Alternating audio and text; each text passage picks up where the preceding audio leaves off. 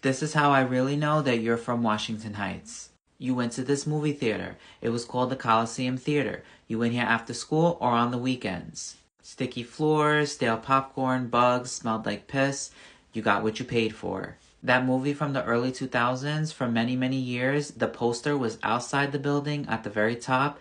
It was so faded that you couldn't even see it anymore, but you knew that it was there.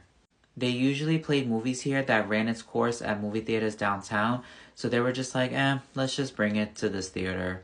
It closed in 2010, and in 2020, they decided to demolish the entire building. They should have kept it and renovated it and opened it as something else because the movie theaters goes back to the 1920s. If you look here, there's still the tiles still stuck to the concrete. The 9 train. If you remember, it was the 1 and 9. Today it's just solely the 1, but the 9 train used to do skip stop service, which meant that it skipped certain stops while the 1 train stopped at the stops that it did not stop at. Kind of like today where there's the J and the Z train in Brooklyn. Starting at 137th all the way to 242nd, the 9 train stopped and skipped certain stops.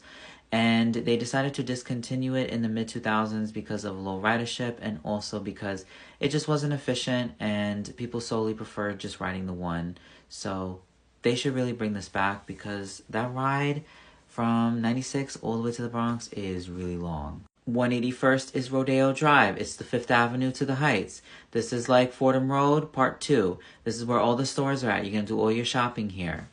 You shopped at stores like Rainbow, Danis, Tribeca, Zodiac, Youngland, Colorina, Jumping, Dr. J's, Jimmy Jazz. All those clothing stores, that's where your drip came from. Somebody was always on the street trying to sell this, screaming, "Tempo, tempo, tempo." You wanted to be fancy and bougie, so you went to Lucille Roberts.